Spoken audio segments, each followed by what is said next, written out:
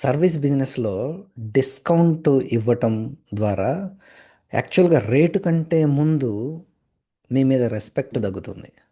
అవును.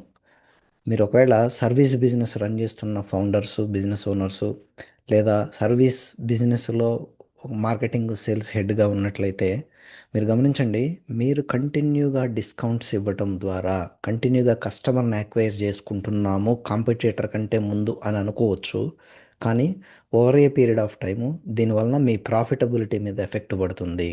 ఎస్పెషల్లీ మీరు established teams ఉండి మీ దగ్గర క్యాష్ ఫ్లో ఉంది, లీడ్స్ జనరేట్ అవుతున్నాయి, కానీ కన్సిస్టెంట్గా డిస్కౌంట్ అనేది ఒక స్ట్రాంగ్ ఎలిమెంట్ లాగా వాడుతున్నాము అనుకుంటే మీ యొక్క స్ట్రాటజీని రివ్యూ చేసుకోండి. మీ నేచర్ ఆఫ్ ఇండస్ట్రీని బట్టి ఓవరాల్ మినిమం ప్రొడక్ట్ వాల్యూ లేకపోతే మార్జిన్ సైజు వాటిని దృష్టిలో పెట్టుకొని. ఎందుకంటే మీరు రేటును తగ్గించకంటే ముందు మీ మీద మీ బ్రాండ్ మీద రెస్పెక్ట్ పోతుంది. ఫౌండర్స్‌కి ఈ విషయం తెలీదు. చాలామంది ఫౌండర్సు ఇది బిజినెస్‌లో చాలా న్యాచురల్‌గా జరుగుతున్నది గదా అన్న ఇదిలో ఉంటారు. ఇక్కడ ప్రాబ్లమ్ ఏంది అంటే, ఇది కేవలం ప్రైస్‌కి సంబంధించిన ప్రాబ్లమ్ కాదు. మీ ఇండస్ట్రీలో బిజినెస్‌ని గ్రో చేసుకోవటం కోసం మీకున్న ఆప్షన్స్‌లో ఒక ముఖ్యమైన ఎలిమెంట్‌ని మీరు మిస్ అవుతున్నారు. ఓకే. జనరల్‌గా మీరేమనుకుంటారు? కస్టమర్ వచ్చారు. వేరే వాళ్ళకంటే మనం ఒక 5% 10% తగ్గితే బిజినెస్ వస్తది. వచ్చిన బిజినెస్‌ని బాగొట్టుకోలేం గదా! లేదా ఆప్షన్స్ అడగటం సహజమే. కొంచెం తగ్గిస్తే కొంచెం సెట్ అయిపోతది గదా! మనకి సేల్స్ వస్తది గదా! ఇలా అనుకుంటాం. ఇస్తాం. కానీ ఇక్కడేమవుతుంది? కస్టమర్ మైండ్‌లో ఏమనుకుంటాడు? ఓకే. మనం ఇంత అనుకున్నాము. ఇంత తగ్గించి ఇంత తగ్గుతుంది అని ఒక సైకో డ్రామా ఉంటది. వాళ్ళ బ్రెయిన్‌లో ఒక కాలిక్యులేషన్ ఉంటది. ఆల్రెడీ మీరిచ్చిన దానికంటే ఇంకా తగ్గిస్తాడు అనేదే బ్రెయిన్‌లోకెళ్తది. అంతేగాని నెక్స్ట్ టైమ్ వచ్చినప్పుడు పర్వాలేదు ఇప్పుడు ఒక 10,000 తగ్గించారు. నెక్స్ట్ టైమ్ 20,000 ఎక్స్ట్రా ఇస్తామని ఏ కస్టమర్ అని అనుకుంటాడా? జరగదు. ఎందుకు అది జరగదు? మనం సేల్ రావడం కోసం ఇచ్చాము అంటే దాని మీద గూడా మనకు మార్జిన్ ఉందనే అనుకుంటారు గానీ, మీరు మిగతా వాళ్ళకంటే బాగా కాంపిటీషన్‌లో తప్పనిసరి పరిస్థితులు తగ్గిస్తారని ఎవరేమి అనుకోరు. సో, దాంతో పాటు ఈ ప్రైస్ ప్రాబ్లమ్ కాదు.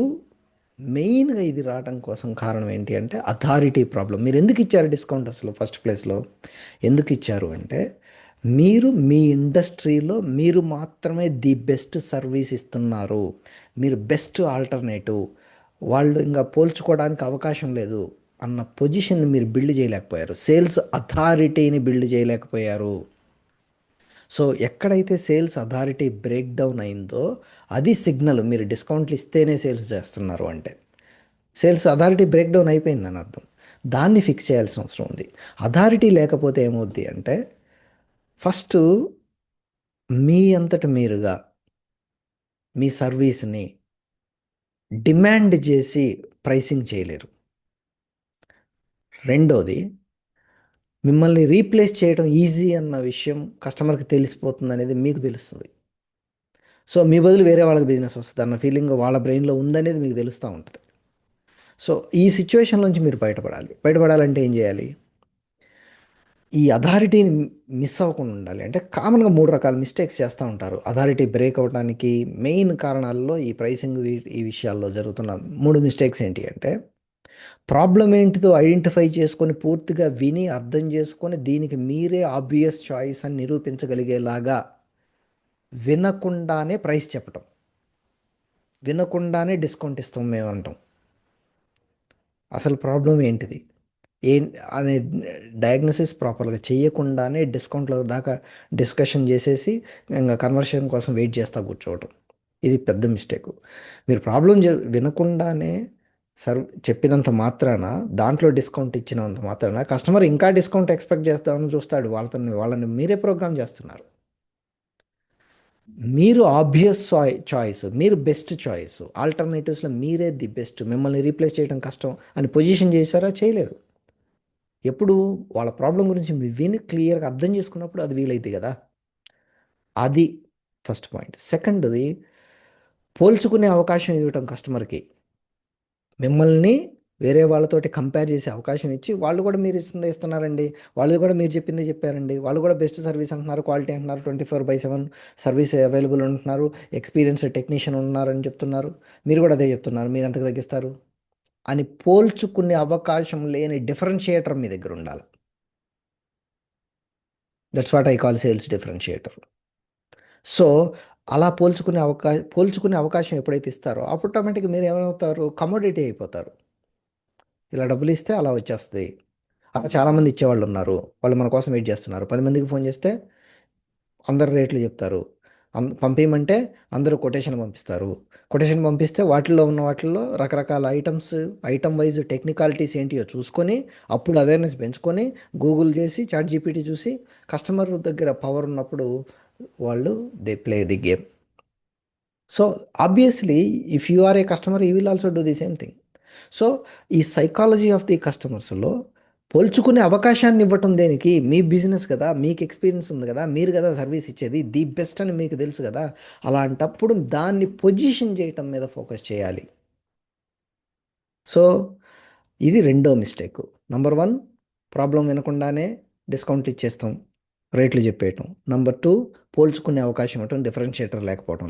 నెంబర్ 3, క్లోజింగ్ కోసం తపన పడి తొందరపడిపోయి డెస్పరేషన్ ఫీల్ అయిపోయి వచ్చిన బిజినెస్ మిస్ అయిపోద్దేమో, ఎట్లయినా క్లోజ్ చేయాలి అని చెప్పి ఆ క్లోజింగ్ కోసం ఏదో ఒక రకంగా ఎంతో కొంత క్లోజ్ చేద్దాంలే అనుకోవటం. ఎంతో కొంతగా క్లోజ్ చేద్దాంలే, ఏదో ఒక రకంగా క్లోజ్ చేద్దాంలే, 5%, 10%, 20% తగ్గించైనా క్లోజ్ చేద్దాంలే, ముందు బిజినెస్ రాని, ఇవాళ కాకపోతే రేపు వస్తుంది అదే బిజినెస్ అనుకుంటే రేపు కూడా డిస్కౌంటే వస్తుంది ఎక్స్పెక్టేషన్ లాగా. సో ఈ తొందరపడటం అనేది ఏదైతే ఉంటుందో దీని వలన యాక్చువల్ ప్రాసెస్ని మీరు ఫోర్స్ చేస్తున్నారు. ఫోర్స్ చేయటం కోసం డిస్కౌంట్ ఇచ్చేస్తున్నారు, త్వరగా అయిపోవాలి కాబట్టి. వేరే ఆప్షన్ లేదు, పెద్ద అంబుల పొదిలోంచి పెద్ద బాణం తీసి వేసేసాము అనుకుంటున్నారు. దీనివల్ల బిజినెస్ మీద దెబ్బ పడుతుంది బాణం. సో ఇది మూడో ప్రాబ్లం, క్లోజింగ్ చేసేందుకు తొందరపడటం, ఎట్టి పరిస్థితుల్లో బిజినెస్ రావాలి, ఏదో ఒకటి చేసి బిజినెస్ రావాలని అనుకోవటం. సో ఇవన్నీ చూస్తే ఇవి స్ట్రాటజీ తోటి ముందుకు తీసుకెళ్ళట్లేదు మిమ్మల్ని, మీలో ఉన్న భయాలని బిజినెస్ మేనేజ్ చేయటంలోనూ ఎస్పెషల్లీ సేల్స్ అథారిటీ బిల్డ్ చేయటంలో మీకున్న నాలెడ్జ్, మిస్ అయిన నాలెడ్జ్, సేల్స్ అథారిటీ లీకేజెస్ వలన, దాన్ని మీరు ఫిక్స్ చేయలేకపోవటం వలన, మీలో బిజినెస్ ఎలా కంటిన్యూ అవ్వాలనే భయం ఉండటం వలన ఇది జరుగుతుంది. ఏదో ఒక రకంగా బిజినెస్ చేయాలి కదా, మోటివేషన్ క్లాస్లో మోటివేషన్ వీడియోలో చూసినప్పుడు ఏమైంది, ఏదైనా సాధించవచ్చు, ఎలాగైనా సాధించవచ్చు అని చెప్తే ఎలా సాధించాలో తెలియలేదనుకోండి. బిజినెస్లో సక్సెస్ కావాలంటే బిజినెస్ కాంపిటెన్సీ ఉండాలి. ఆ బిజినెస్లో మనీ రావాలి అంటే ప్రొడక్ట్స్ సర్వీస్ వెళ్ళాలి, సర్వీస్ స్ట్రాంగ్గా వెళ్ళాలి అంటే you should become the obvious choice, the best opportunity, and you should become irreplaceable. ఎప్పుడైతే మిమ్మల్ని రీప్లేస్ చేయడం ఈజీ అయిందో, మీరు ఒక కమోడిటీ వస్తువులాగా మిమ్మల్ని రీప్లేస్ చేయడం ఈజీ, మీరు కాకపోతే ఇంకొకటి వస్తారు డబ్బులు ఇస్తామంటారు. ఎప్పుడైతే మీరు అథారిటీ బిల్డ్ చేయగలిగారో, స్ట్రాంగ్ అథారిటీ బిల్డ్ చేశారో, మిమ్మల్ని రీప్లేస్ చేయడం కష్టమైందో, అప్పుడు డబ్బు అనేది డిస్కషన్లోకి రాదు, డిస్కౌంట్ డిస్కషన్లోకి రాదు, ప్రైస్ డిస్కషన్లోకి రాదు. డిస్కషన్లోకి డెసిషన్ తీసుకోవాలి అంటే ఇప్పుడా తర్వాతన, ఎప్పుడు తీసుకోవాలంటే ఎందుకు కావాలి అంటే అని చెప్పి వాళ్ళే ఎంచుకొని వస్తారు. ఓకే. సో మీరు ఏదైతే డిస్కౌంట్లు ఇస్తున్నారో, నేను బాగా గమనించింది ఏంటంటే డిస్కౌంట్లు ఇచ్చే ఫౌండర్స్ ఎక్కువగా నెగోషియేట్ చేస్తూ ఉంటారు. వీళ్ళు ఆల్రెడీ డిస్కౌంట్ ఇస్తున్నారు కానీ ఎక్కువసేపు నెగోషియేట్ చేస్తూ ఉంటారు, ప్రతి డీల్లో నెగోషియేట్ చేస్తుంటారు, వాళ్ళ టీమ్స్ కూడా వాళ్ళనే ఫాలో అవుతారు, నెగోషియేషన్లే చేస్తూ ఉంటారు. ఎవరైతే డిస్కౌంట్లు ఇవ్వరో వాళ్ళు ఎవరితో వర్క్ చేయాలో చూస్ చేసుకొని మరి వాళ్ళతోటి మాత్రమే, ఆ రేంజ్ డీల్స్ మాత్రమే, ఆ రేంజ్ కస్టమర్స్తో మాత్రమే, ఆ రేంజ్ ప్రాజెక్ట్స్ మాత్రమే తీసుకుంటారు. ఇద్దరు సేమ్ సర్వీస్లో ఉండొచ్చు. నేను చెప్పాలంటే డిస్కౌంట్లు ఇవ్వని వాళ్ళు ప్రీమియం ఛార్జ్ చేస్తారు. సరే, ఆ ప్రైసింగ్ స్ట్రక్చరింగ్ గురించి ఇంకా డెప్త్గా మాట్లాడచ్చు. బట్ మీరు డిస్కౌంట్లు ఇవ్వటం ద్వారా సేల్స్ అథారిటీ లీకేజెస్ని ఫిక్స్ చేయకుండా ఇవ్వటం ద్వారా మీరు నష్టపోతుంది చాలా ఎక్కువ ఉంది.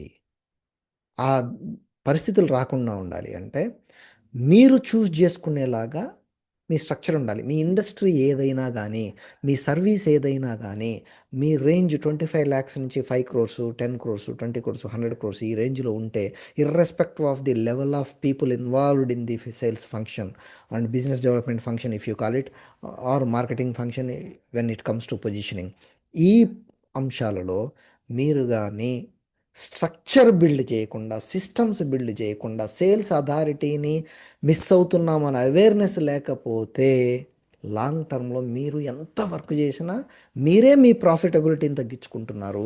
ఆ గ్యాప్ చాలా ఉంది. మీరే ఒక పాయింట్ దాకా వెళ్తున్నారు, అక్కడి నుంచి మీ సిస్టమ్స్ ద్వారానే మీరు వెనక్కి వెళ్తున్నారు. మీ ఇండస్ట్రీలో డామినేట్ చేసే ఆపర్చునిటీని మీరు ఆ గ్యాప్లోకి మీరు వెళ్ళట్లేదు. మీరు ఒక సీలింగ్ అడ్డొస్తుంది మీకు. ఇది రాకుండా ప్రయత్నం చేయాలి అని అనుకుంటే, మీరు డిస్కౌంట్ల బదులు సేల్స్ అథారిటీని బిల్డ్ చేసుకోండి. ఒకవేళ మీరు సర్వీస్ బిజినెస్ రన్ చేస్తున్నట్టయితే, ఒక 25 lakhs నుంచి 5 crores, 10 crores, 100 crores రేంజ్లో మీ యొక్క బిజినెస్ నడుస్తూ ఉండి, మీ సేల్స్ సిస్టమ్ లెవెల్లో కానీ మీ యొక్క సేల్స్ అథారిటీని ఫిక్స్ చేయాలి అనుకుంటే, సేల్స్ అథారిటీ డయాగ్నోసిస్ కోసం 8977 844 855 నంబర్కి కాల్ చేయండి. 10 o'clock నుంచి ఈవినింగ్ 6 o'clock లోపల we will discuss, and we will onboard you on a diagnosis call first, a paid diagnosis call. After that, if there is any compatibility to work together, we can work together. Okay, so I wish you all the best. See you in the next video.